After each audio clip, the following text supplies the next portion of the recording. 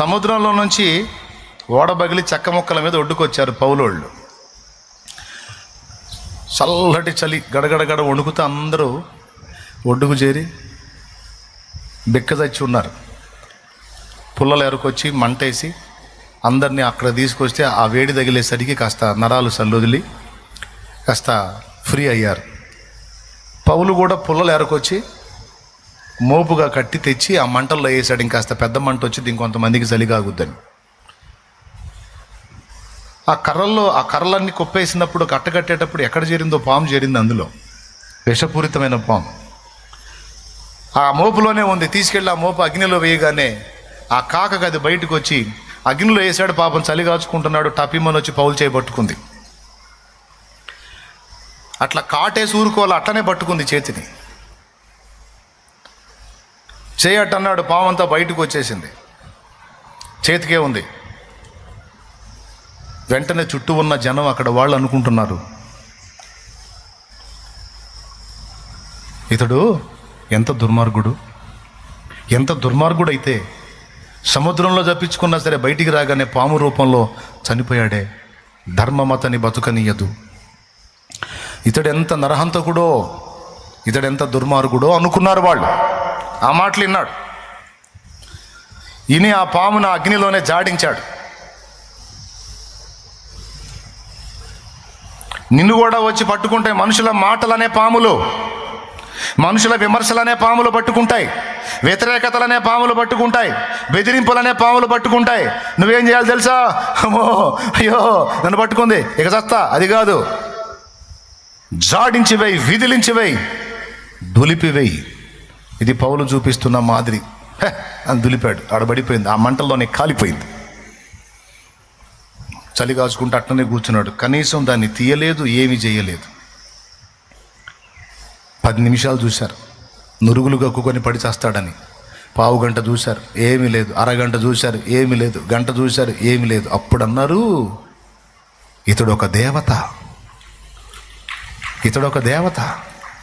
ఊరి ఇప్పుడే కదరా నరహంతకుడు ఏంటి? ఊరి గంట తిరిగేసరికి దేవుడు ఎట్టయ్యాడు రా? నాలుక.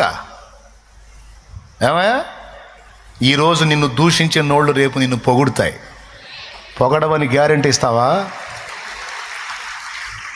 ఈరోజు బాగా నిన్ను ఆకాశానికి ఎత్తేవాళ్ళు రేపు అధపాతాళానికి తొక్కొచ్చు. తొక్కరాని గ్యారెంటీ ఇస్తావా? పొగడతకు పొంగటం, విమర్శకు కృంగటం రెండూ తప్పే.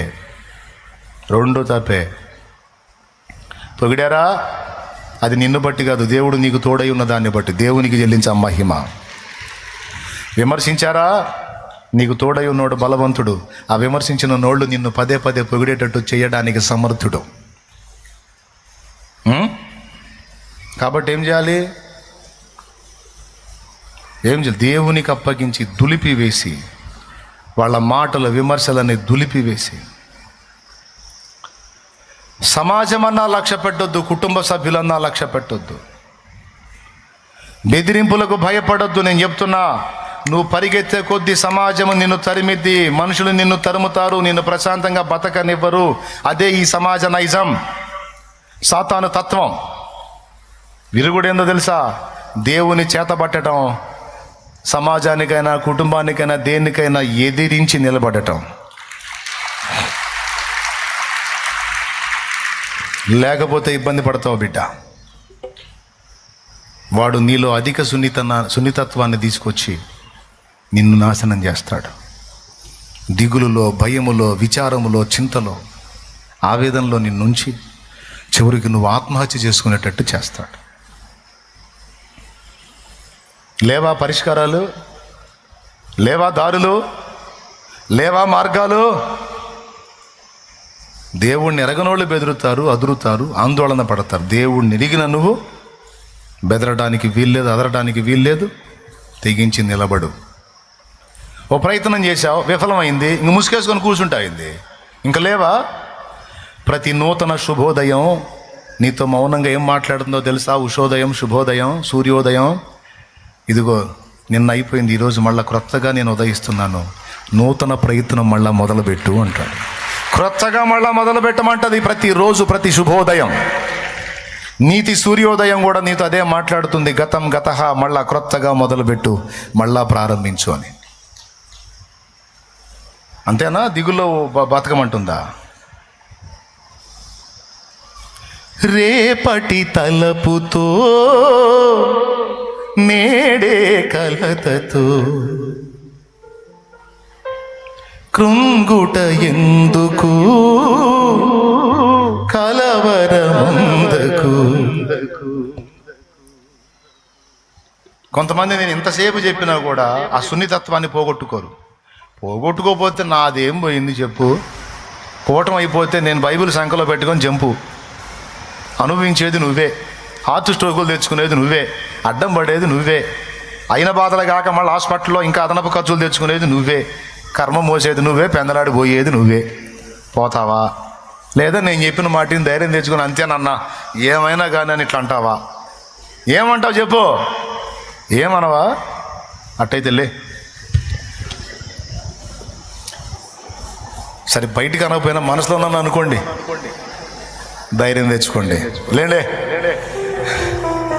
నువ్వు భయపడే కొద్దీ, కృంగిపోయే కొద్దీ, కుమిలిపోయే కొద్దీ, నువ్వు దేనికి భయపడుతున్నావో, దేనికి కలవరపడుతున్నావో సైతానుగాడు వాటిని ఎక్కువ చేస్తాడు.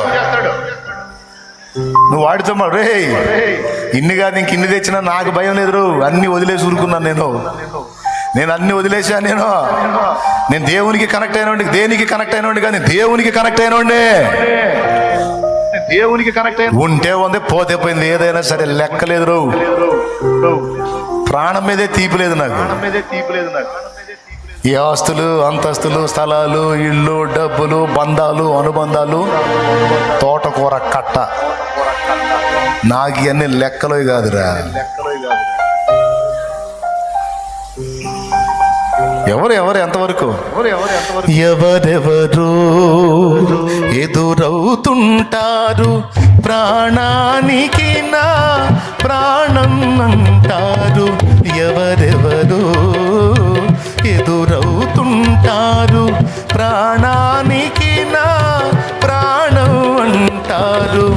కష్టాలలో వారు కదిలిపోతారు, కష్టాలలో వారు కదిలిపోతారు.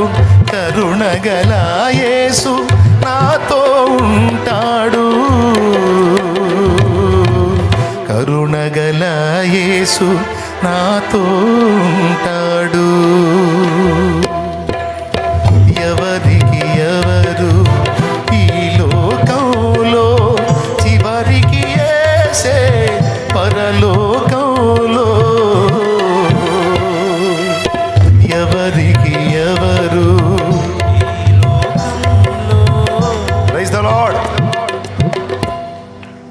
ఎంతమంది ధైర్యం తెచ్చుకున్నారో చేతులు ఎత్తండి. టెన్షన్ తీసేసుకుంటారా? అందులోనే బతుకుతారా? విమర్శలను లెక్క చేస్తారా? ఏడిచారు. నిన్ను విమర్శించేది ప్రభువే, నీ సంగతులన్నీ ఎరిగిన వాడు ప్రభువే. కాబట్టి ఎవడి విమర్శ కృంగుతావు నువ్వు? సమాజంలో ఎవడు పడని బాధ నువ్వు పడట్లా. నీకంటే ఎక్కువ బాధలు పడేవాళ్ళు చాలామంది ఉన్నారు. ఆయన వాళ్ళకి లేని నిరీక్షణ నీకుంది. యేసయ్య ఉన్నాడు నీకు. గొప్ప ఆదరణ ఉంది, గొప్ప ధైర్యం ఉంది. అప్పులు ఎగ్గొట్టమని చెప్పట్లా, ఉంటే ఇవ్వు. లేకపోతే నీ గొంతు మీద కత్తిలాగా వస్తే దారులు ఉన్నాయి. చెప్పానుగా, 100 కోటి దరిద్రాలు, అనంత కోటి. 100 కోటి అంటే 100 కోట్లు. అర్థమైందా? అది 100 కోట్ల దరిద్రాలకి అనంత కోటి అంటే లెక్కలేనన్ని ఉపాయాలు. అరే అన్యుడికి అంత నిరీక్షణ ఉంటే క్రీస్తునందున్న మనకి ఎంత బలం ఉండాలండి. లేవు, దారులు లేవు. నీకు కనపడకపోవచ్చు, యేసయ్య చూపిస్తాడు ఏదో దారి. అరే చూపించేదాకా ఆగాలిగా, ఓపిక పట్టాలిగా, మొర పెట్టుకోవాలిగా, ధైర్యం తెచ్చుకోవాలిగా. అనండి, నా దేవుడు కార్యం చేస్తాడని కూడా తిరగాలిగా. ఒక మాట అంటే నువ్వు తట్టుకోలేకపోతుంటే, మనసులో 3 రోజులు వండుకుంటుంటే, తిండి మానుకుంటుంటివి, రోగాల పాలవుతుంది. ఏంది పద్దాకలా? వదిలేస్తారా? ధైర్యం తెచ్చుకుంటారా? తెచ్చుకోకపోతే అంతే ఉండండి. నాకే ధైర్యంగా ఉండాలి. ఎట్లా బతకాలి? చెప్పు తీసుకొని ముఖం మీద తన్నినట్టు. చెప్పండి అందరూ ఎట్ట బతకాలి? చెప్పు తీసుకొని ముఖం మీద, ఏది అన్నోళ్ళ ముఖం మీద పెట్ట తన్నినట్టు బతకాలి. నువ్వు దిగులు పడి ఏడ్చే కొద్ది అంటా ఉంటారు అనేనోళ్ళు. వాళ్ళ ముందు తల ఎత్తుకొని ధైర్యంగా దేవుని బట్టి మయం పరిస్థితి నిలబడా అన్నోళ్ళు మూత పడకపోతే అప్పుడు అడుగు, అయ్యేనోళ్ళు నిన్ను పొగడకపోతే అప్పుడు అడుగు.